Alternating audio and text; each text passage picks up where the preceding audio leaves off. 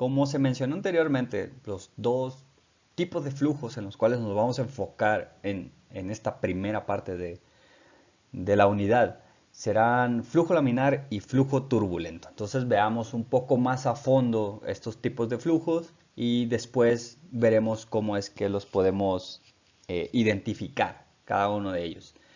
Comenzamos entonces con este flujo laminar, en el cual dice aquí se caracteriza por líneas de corriente suaves y movimiento sumamente ordenado.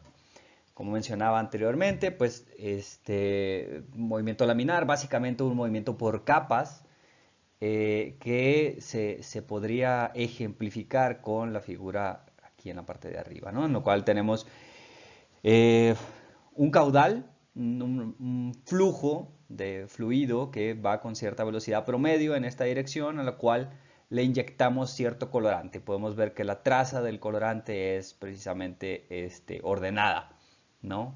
Un movimiento ordenado de tipo laminar por cada una de las capas se mantienen en su lugar, ¿no?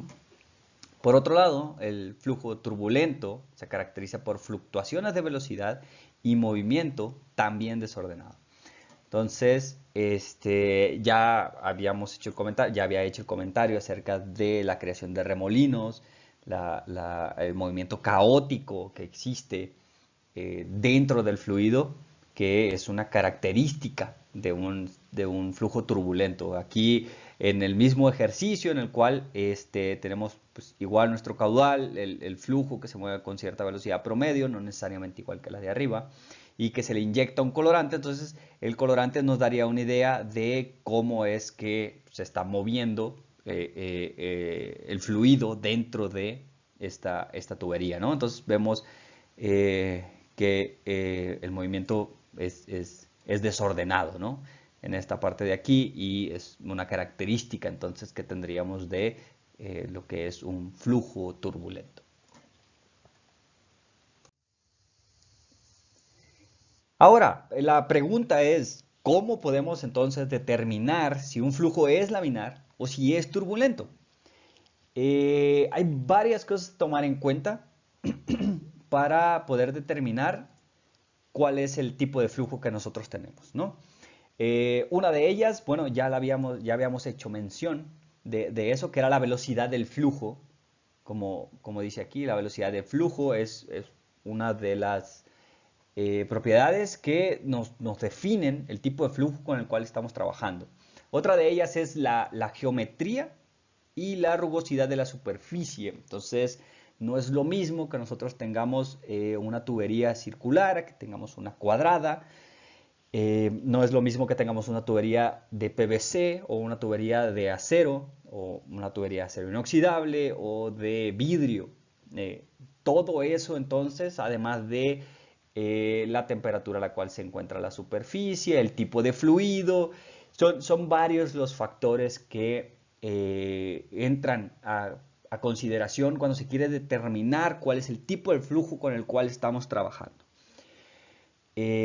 Ahora, en 1880, Osborne Reynolds descubrió, dice que el régimen de flujo depende principalmente de una razón entre dos diferentes tipos de fuerzas que están involucradas dentro de el flujo.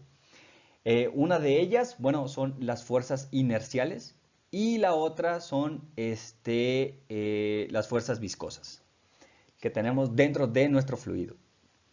La razón, la división entre esas dos, entonces se le conoce como el número de Reynolds. Y si nosotros tenemos una tubería circular, entonces el número de Reynolds que vamos a determinar por RE, que es la división, dijimos, entre fuerzas inerciales, entre fuerzas viscosas. Si tenemos una tubería que es circular, entonces vamos a tener la velocidad promedio por el diámetro sobre la viscosidad del fluido con el cual estamos trabajando, ¿no? Hay que recordar que hay dos tipos de viscosidades y que la diferencia entre una y otra es básicamente que una incluye lo que es la densidad del fluido que tenemos. Ahora,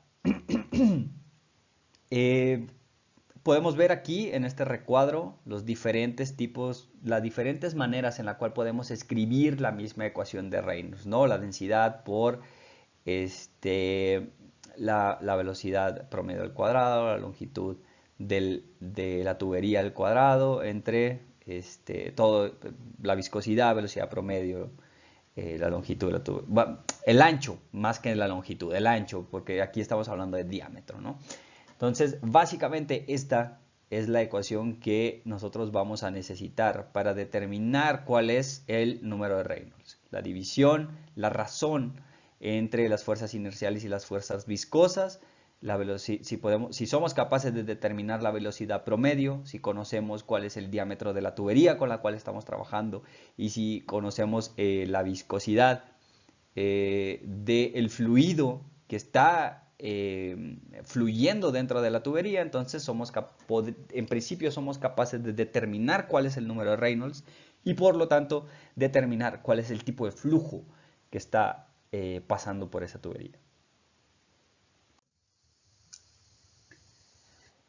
Ahora, obviamente, bueno, este valor, este número de Reynolds es simple y sencillamente un número y no tiene más, necesita un contexto, vaya, para que nosotros determinemos, bueno, este número me dice si es laminar o si es turbulento. Entonces tenemos un valor crítico aceptado mundialmente, valor crítico del número de Reynolds, que es alrededor de 2300. Entonces, ¿qué es lo que significa que sea un valor crítico? Nosotros vamos a definir que el número de Reynolds, si el número de Reynolds, la división entre esas fuerzas inerciales y fuerzas viscosas, es menor que 2300, entonces vamos a tener un flujo laminar. Entonces, si el número de Reynolds es menor que 2300, estaríamos hablando de un flujo laminar. En general, se dice que entre 2300 y 400 de número de Reynolds estamos en un flujo de transición entre laminar y turbulento, y que para números de Reynolds mayores a 4000, entonces tenemos lo que sería ya un flujo turbulento. Ahora, en un momento voy a poner la diapositiva en donde se ve claramente, bueno, se pone esta regla de, dependiendo de cuál es el valor que obtenemos del número de Reynolds, es entonces cuál es el tipo de flujo que nosotros tenemos. Sin embargo, algo que hay que hacer mención y que es importante aquí es que el número de Reynolds no únicamente se puede determinar en tuberías circulares. Entonces, si nosotros tenemos tuberías que no son circulares, lo que vamos a necesitar determinar es lo que le llamamos el diámetro hidráulico. El diámetro hidráulico, entonces, lo que nos dice es el diámetro que nosotros vamos a meter en nuestra ecuación del número de Reynolds, que está en la diapositiva anterior. Si nuestra tubería no es circular, es 4 veces el área de la sección transversal que tenemos dividido el perímetro. Otra vez, para el número de Reynolds, nosotros necesitamos determinar un diámetro. Si nuestra tubería no es circular, entonces vamos a determinar lo que es un diámetro hidráulico. Ese diámetro hidráulico de la tubería no circular es igual a 4 veces el área de la sección transversal de mi tubería no circular dividida el perímetro de esa forma.